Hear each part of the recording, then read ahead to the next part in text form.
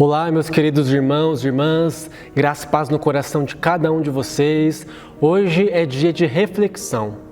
Nós vamos meditar então em um pequeno texto das Escrituras Sagradas e eu peço que você já abra sua Bíblia ou celular ou então acompanhe a leitura aí na tela, mas eu vou ler alguns versos de forma durante a mensagem.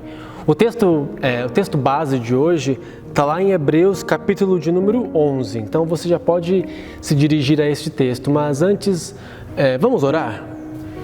Senhor Deus, te dou graças, Pai, por esse momento. Eu te peço que o Senhor traga a iluminação que os nossos irmãos e irmãs precisam para compreender qual é a mensagem que o Senhor tem para cada um de nós nesta reflexão.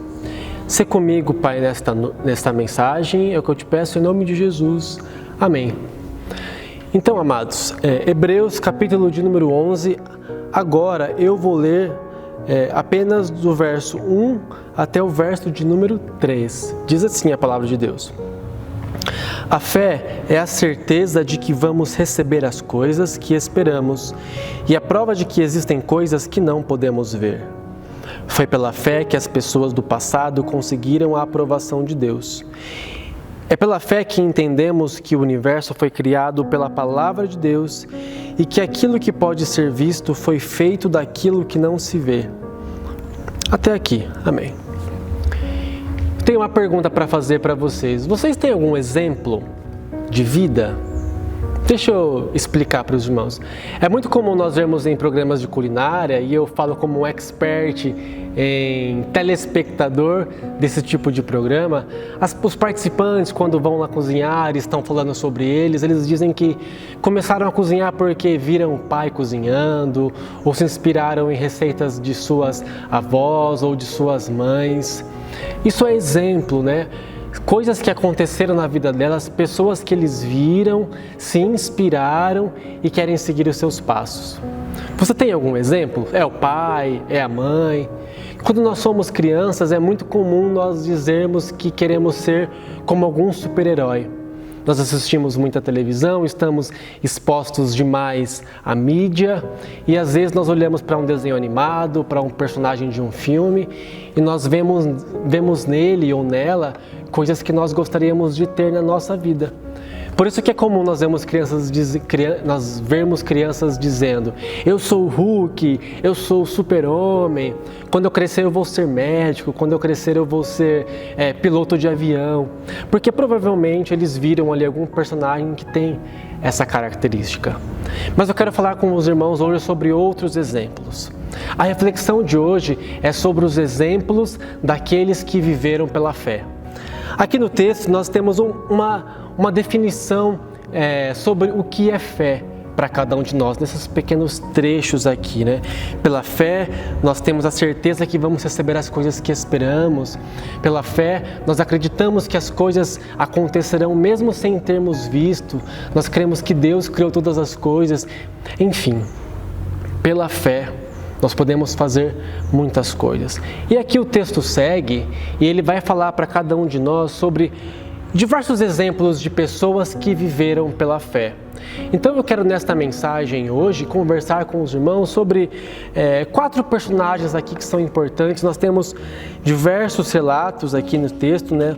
Esse capítulo possui 40 versículos, mas nós vamos ler alguns deles para nós aprendermos com os exemplos desses irmãos que lá no passado viveram pela fé. O primeiro exemplo que eu quero falar com os irmãos é o exemplo de Abel. No versículo 4 diz assim: foi pela fé que Abel ofereceu a Deus um sacrifício melhor do que o de Caim. Pela fé ele conseguiu a aprovação de Deus como homem correto, tendo o próprio Deus aprovado as suas ofertas. Por meio de sua fé, Abel, mesmo depois de morto, ainda fala.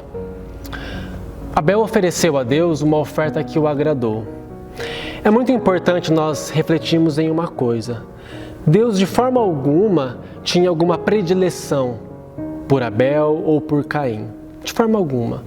Mas a palavra de Deus nos conta que Abel, quando foi oferecer para Deus um sacrifício, ele procurou o melhor que ele tinha e ofereceu a Deus. E a história nos conta, toda a história bíblica nos conta que Deus ele se agrada daquele sacrifício verdadeiro. Deus ele se agrada do sacrifício que é escolhido entre os melhores. Então não adiantaria Caim pegar ali verduras e legumes, né, nas suas plantações de qualquer jeito e oferecer para Deus. Deus até poderia aceitar, mas quando ele olha para a oferta de Abel e ele vê que Abel pegou o melhor que ele tinha para lhe oferecer, Deus então aceita. Isso desperta a fúria de Caim, Caim acaba assassinando Abel, mas o texto diz que Abel, mesmo depois de morto, ainda fala. E ele fala por meio do exemplo. Como nós podemos refletir com a história de Abel? Irmãos, é muito simples. Nós precisamos oferecer para Deus o nosso melhor. Qual é o sacrifício que nós temos oferecido ao Senhor nos nossos dias? Eu não estou aqui falando para os irmãos de sacrifícios de animais, não estou dizendo que os irmãos precisam procurar aí num pasto uma ovelha linda, com a melhor lã, novinha, e sacrificar e oferecer holocausto ao Senhor. Pelo contrário, eu estou falando do sacrifício que o apóstolo Paulo diz em Romanos, capítulo de número 12. Rogo-vos, pois, irmãos, para que vocês entregueis os vossos corpos como um sacrifício vivo, santo e agradável ao Senhor. O que nós temos de melhor hoje, queridos, somos nós mesmos. Nós precisamos oferecer para Deus o melhor que sai dos nossos lábios. Nós precisamos oferecer para Deus o melhor que sai do nosso coração e o melhor que sai do nosso entendimento. Ele é digno de honra e de glória, mas a honra e a glória devem ser prestados pelo verdadeiro adorador. E o verdadeiro adorador entrega o melhor para o Senhor. Nos nossos dias, que não sejamos displicentes, que não venhamos a fazer as coisas na obra de Deus relaxadamente, mas como diz as Escrituras Sagradas, tudo que vier em nossas mãos para fazermos, que a gente faça conforme as nossas forças. E se por algum motivo nós venhamos a sentir dificuldades, alguma limitação, Deus está contigo, Ele cuida de você, Ele te fortalece, mas tão somente dedique-se para oferecer para Deus o melhor, porque o seu exemplo também vai ficar. E ainda depois que passem muitos anos, a sua obra ainda falará, assim como a de Abel. Amém? O segundo exemplo que nós temos aqui, amados, é o exemplo de Enoque. No versículo 5 diz assim: foi pela fé que Enoque escapou da morte. Ele foi levado para Deus e ninguém o encontrou, porque Deus mesmo o havia levado. As Escrituras Sagradas dizem que antes disso ele já havia agradado a Deus. Bom, Enoque aqui é o dono do nosso segundo exemplo. Gênesis capítulo 5, versículo 24 diz o seguinte: e andou Enoque com Deus e não apareceu mais, porquanto Deus para si o tomou.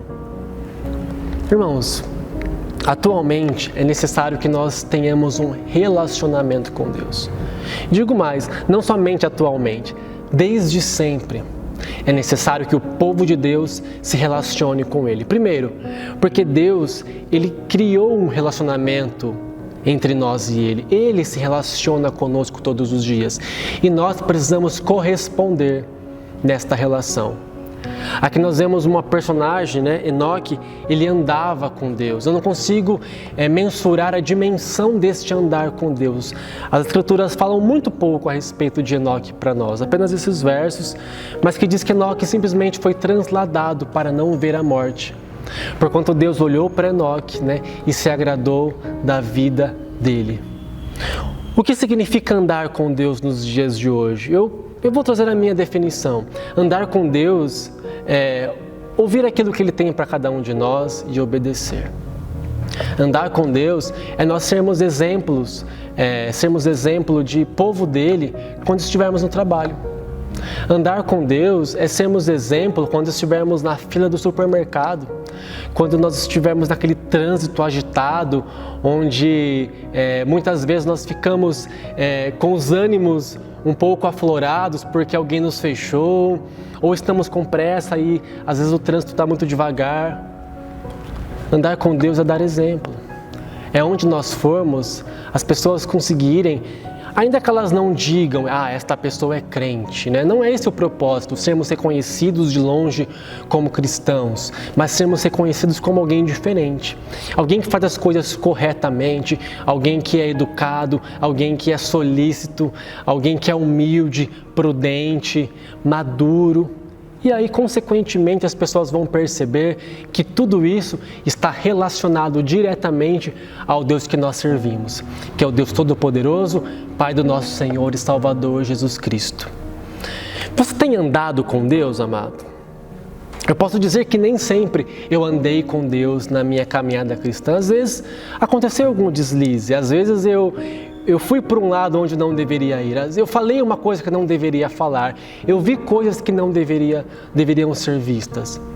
Mas o andar com Deus significa exatamente isso. Nós muitas vezes desviarmos do nosso caminho, mas por querermos uma relação com Ele, nós percebemos a tempo.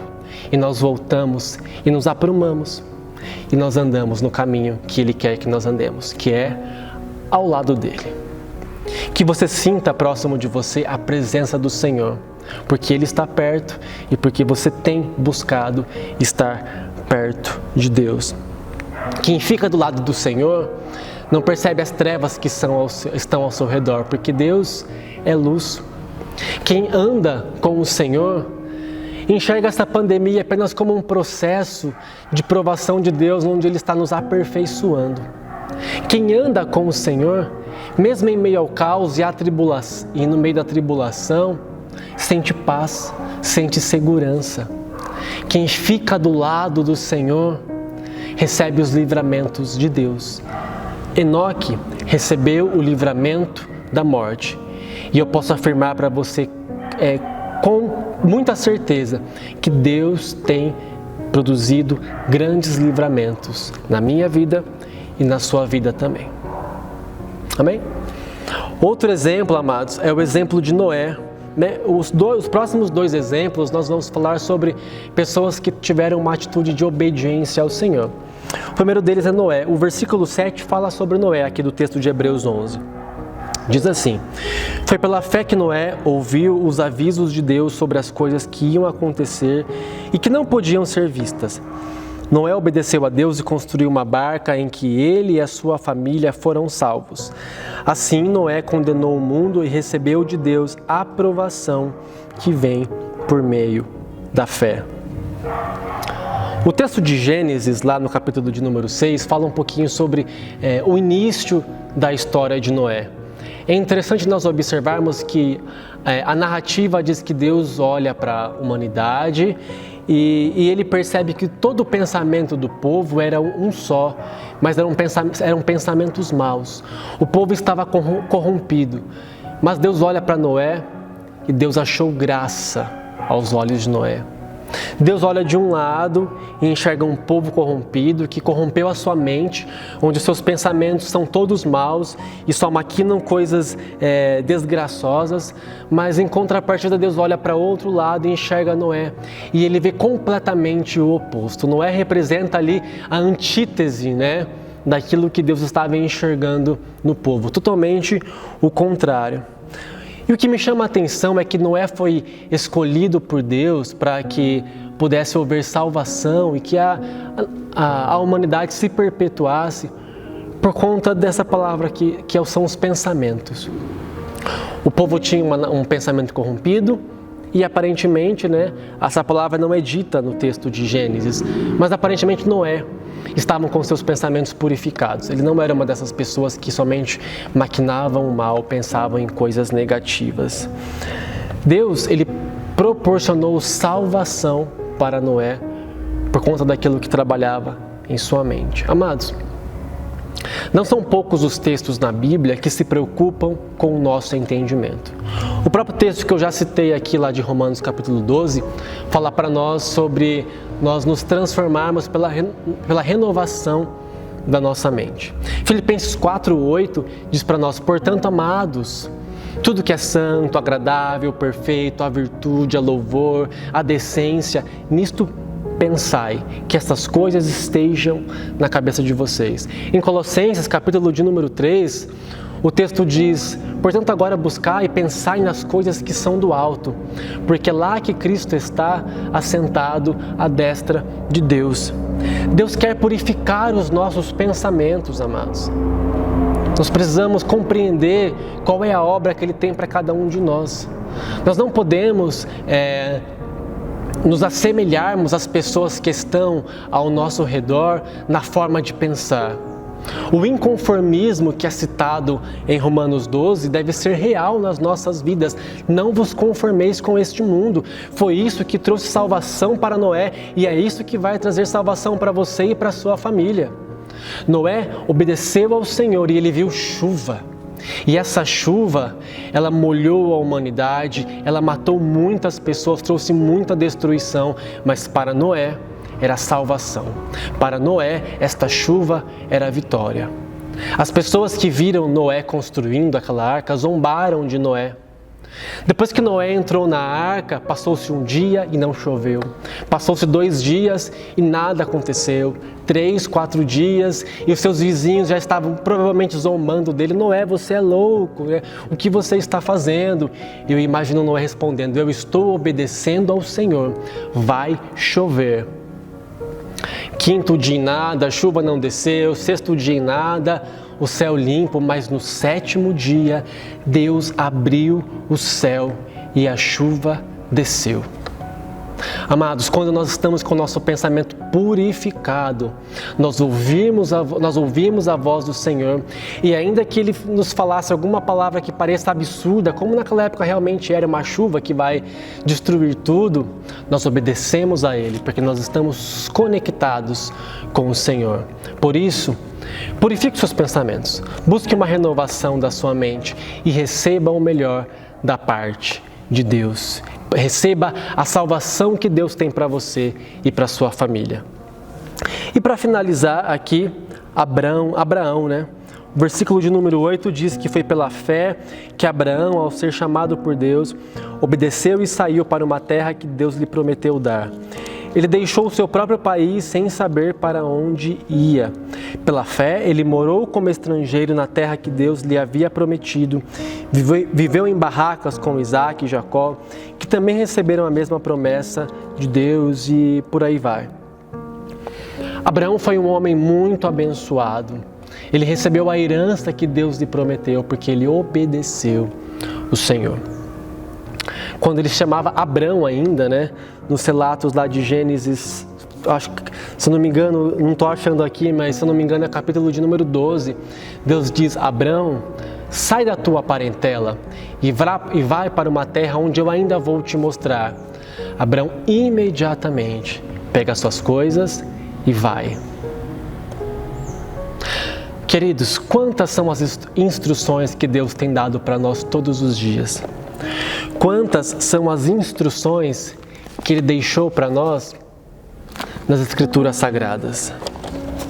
Quantas vezes Ele falou por nós por meio dos louvores na comunidade? Quantas vezes Deus falou conosco aqui nesse altar, quando havia um preleitor nos trazendo uma palavra? Deus está falando com você neste momento, com esta mensagem que eu estou gravando. Agora fica uma pergunta para nós. Quando Deus fala conosco, nós ouvimos? Uma segunda pergunta: nós ouvimos e nós agimos? Abrão prontamente ouviu o chamado do Senhor e foi. Você tem um chamado, eu tenho um chamado. Nós precisamos compreender qual é o nosso propósito e obedecer ao Senhor e fazer aquilo que Ele tem para cada um de nós. Abraão foi pai de multidões, né? E Deus tem colocado nas nossas mãos diversas coisas que nós poderíamos fazer, né? Nós temos feito, nós temos obedecido ao Senhor. Hoje o que Deus te pede não é para que você saia da tua parentela. Hoje o que Deus te pede não é para que você deixe a sua cidade e vá para um lugar distante. O que Ele te pede é obediência. Pega os exemplos de Noé e o exemplo de Abraão. 2 pessoas que foram grandemente abençoadas porque obedeceram ao Senhor. A palavra de Deus em Deuteronômio, capítulo de número 28, diz para nós que se nós obedecermos ao Senhor, se nós ouvirmos os seus mandamentos e seguirmos conforme Ele nos ordenar, muitas bênçãos virão e nos alcançarão. A obediência traz bênção e a desobediência, em contrapartida, traz a maldição. De que lado você está? Que nós possamos ter uma vida de obediência ao Senhor.